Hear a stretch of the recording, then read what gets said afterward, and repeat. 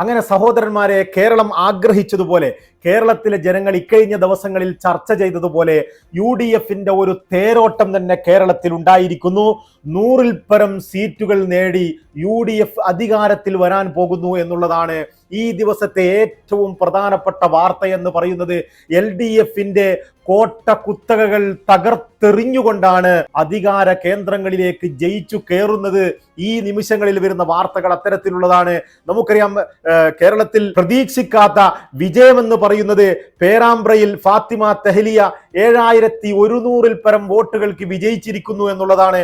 അതുപോലെ രമേശ് പിഷാരടി, പലപ്പോഴും സിനിമാ രംഗത്ത് നിന്ന് കോൺഗ്രസിന്റെ പ്രവർത്തകനായ രമേശ് പിഷാരടി സ്ഥാനാർത്ഥിയായി വരുമ്പോൾ അദ്ദേഹത്തിന് യോഗ്യതയില്ലെന്നും മറ്റുമൊക്കെ പറഞ്ഞവരുണ്ട്. അതുപോലെ തന്നെ പയ്യന്നൂരിൽ വി കുഞ്ഞികൃഷ്ണൻ വിജയിച്ചിരിക്കുന്നു എന്നുള്ള ഒരു വാർത്ത കൂടി വരികയാണ്. അദ്ദേഹം CPM-ൽ നിന്ന് അവിടെ വാക്കു തർക്കങ്ങളുണ്ടായി. കോൺഗ്രസിന്റെ അതുപോലെ തന്നെ മുസ്ലിം ലീഗിന്റെ ഒക്കെ വോട്ട് നേടിക്കൊണ്ട് UDFന്റെ സ്ഥാനാർത്ഥിയായി വിജയിക്കുകയായിരുന്നു. അങ്ങനെ പയ്യന്നൂരിൽ അദ്ദേഹം വിജയിച്ചിരിക്കുന്നു. അതുപോലെ തന്നെ കോഴിക്കോട്, നമ്മൾ കഴിഞ്ഞ വീഡിയോയിൽ ഇക്കഴിഞ്ഞ ദിവസം പറഞ്ഞിരുന്നു, മലപ്പുറം മുസ്ലിം ലീഗ് തൂത്തുവാരുന്നത് പോലെ കോഴിക്കോട് ഒരു വലിയ തൂത്തുവാരൽ ഉണ്ടാകും. സാധാരണഗതിയിൽ കോഴിക്കോട് ജില്ല LDFന്റെ ഭാഗമായി നിൽക്കുന്ന ഒരു ജില്ലയാണ്. പക്ഷേ ഈ പ്രാവശ്യം തീർച്ചയായും കോഴിക്കോട് UDF തൂത്തുവാരുമെന്ന് പറഞ്ഞിരുന്നു. ഇതാ ഇപ്പോൾ ബേപ്പൂർ ഒഴികെ ഒരുപക്ഷെ കോഴിക്കോട് നോർത്ത് അടക്കം UDF പിടിച്ചടക്കിയിരിക്കുന്നു. കോഴിക്കോട് നോർത്തിൽ K ജയന്ത് 1300 വോട്ടുകൾക്ക് വിജയിച്ചിരിക്കുന്നു.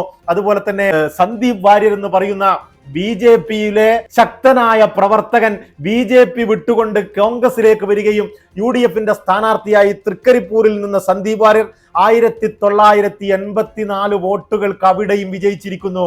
LDFന്റെ എക്കാലത്തെയും കോട്ട തകർത്തെറിഞ്ഞുകൊണ്ടാണ് ഒരു പുതിയ കോൺഗ്രസിലെ പുതിയ ഒരംഗം, BJPയിലെ വെറുപ്പിന്റെ രാഷ്ട്രീയം വിട്ടുകൊണ്ട് വന്ന സന്ദീപ് വാര്യരെ കേരളം എത്തരത്തിൽ സ്വീകരിച്ചു എന്നുള്ളതിന്റെ ഏറ്റവും വലിയ ഉദാഹരണമാണ്.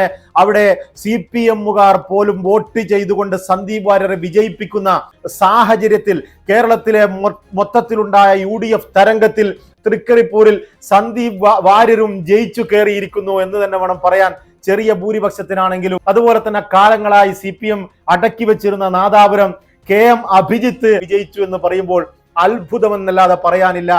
തീർച്ചയായും ഞാനുകൂടി ഉൾപ്പെടുന്ന നാദാപുരം മണ്ഡലത്തിൽ KM അഭിജിത്തിന്റെ മിന്നുന്ന വിജയമാണ്. UDF പ്രവർത്തകരും കോൺഗ്രസ് പ്രവർത്തകരും മുസ്ലിം ലീഗ് പ്രവർത്തകർ ഒന്നാകെ കേരളത്തിൽ വളരെ വലിയ ആവേശത്തിലാണ് പോയിക്കൊണ്ടിരിക്കുന്നത്. പിണറായി വിജയന്റെ അഡ്രസ് ഇല്ല. ആദ്യ റൗണ്ടുകൾ എണ്ണുമ്പോൾ പിണറായി വിജയൻ ധർമ്മടത്ത് പോലും വിയർത്തു എന്നുള്ളതാണ്.